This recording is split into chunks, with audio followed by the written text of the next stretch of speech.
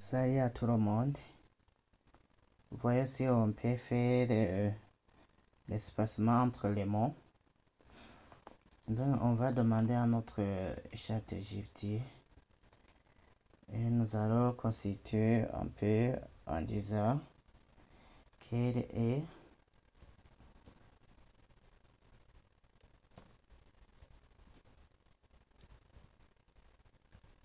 propriété CSS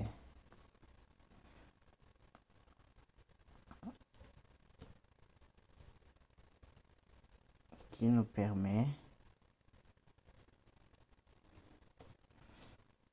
de mettre un espacement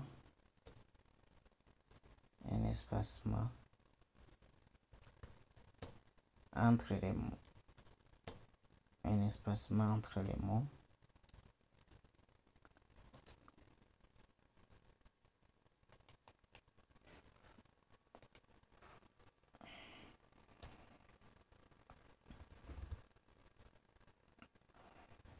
Donc, on donne la propriété suivante. La propriété, c'est ce qui nous permet de mettre un espacement entre les mots et word spacing.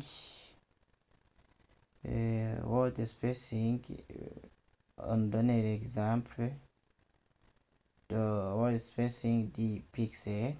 Cela ajoute un espacement de 10 pixels entre les mots dans le paragraphe, puisque on a ciblé, on a donné comme selected P. Tu peux utiliser des valeurs en pixels, des unités relatives comme EM, pourcentage, etc. ou même des valeurs négatives pour réduire l'espacement entre les mots. Par exemple, ici on a utilisé des valeurs négatives. Ok, appliquons alors le word spacing sur notre page. On a ici un paragraphe et nous allons appliquer le word spacing. Ici, comme on l'a utilisé, on a déjà utilisé dans notre fichier CSS. Je n'ai pas besoin de réécrire P pour cibler le paragraphe. Si alors j'écris word spacing et je mets alors 10 pixels par exemple et je fais CTRL S pour enregistrer.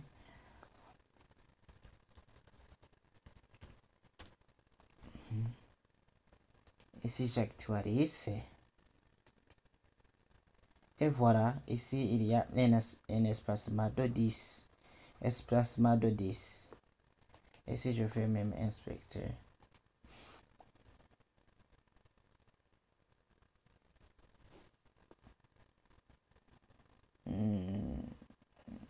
par exemple,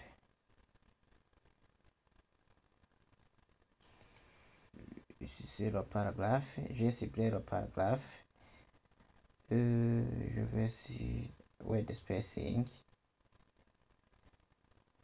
Vous voyez ici, je vais cibler le word spacing, je vais désactiver. Vous voyez, c'est un peu collé, mais si j'active, c'est un peu je dirais que j'ai décoré. Je ne sais pas si ça se dit c'est décoré. Non. C'est décoché. Oh, excusez, je faisais allusion à décorer. Ce n'est pas décoré. Ici, quand vous faites cliquer ici, on dit vous venez de décocher. Je viens de décocher. Quand vous cochez, quand vous cliquez, vous venez de cocher. C'est bon. Quand je décoche, vous voyez que les lettres sont un peu serrées. Mais quand je coche, vous voyez que les lettres sont un peu séparées. Et si j'utilise Et si j'utilisais alors les valeurs, et si je mets par exemple 30% pour vérifier que ça marche dans tous les sens. Puisqu'on nous a dit on peut utiliser des pourcentages EM. Oui. Et j'actualise. Oui, ça marche. Et je vais regarder avec inspecter. Toujours j'utilise inspecter. Oh, vous voyez, et les pourcentages ne sont pas pris en compte avec le navigateur, puisque ici il y a un danger. Et on nous a dit aussi que EM peut être utilisé. Je vais utiliser EM, 30 EM. EM c'est la même chose que REM. Je vais faire 3 EM, 3 REM.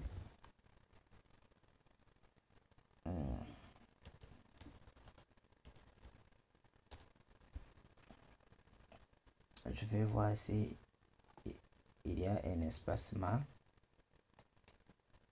Et oui, REM et EM peut s'appliquer sur le word spacing. Voyez, si je cible le paragraphe, vous voyez que ici, si je décoche, on voit bien ici que les lettres sont collées. Et si je coche, vous voyez qu'il y a un espacement de 3 EM qui est la même chose que 3 REM.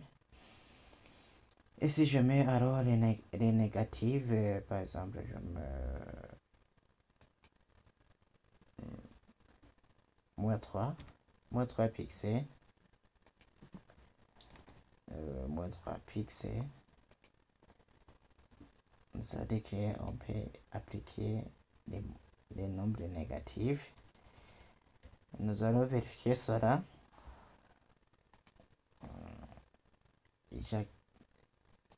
J'actualise la page. Je crois bien que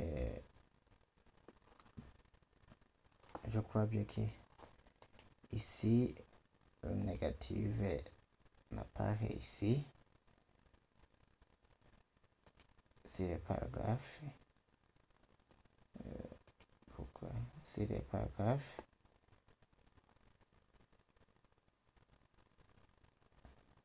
paragraphe.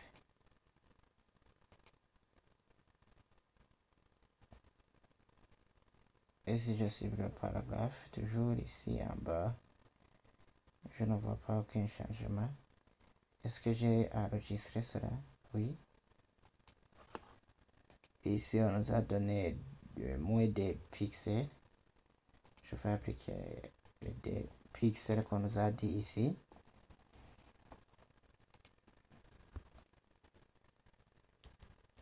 Je vais regarder si ça marche.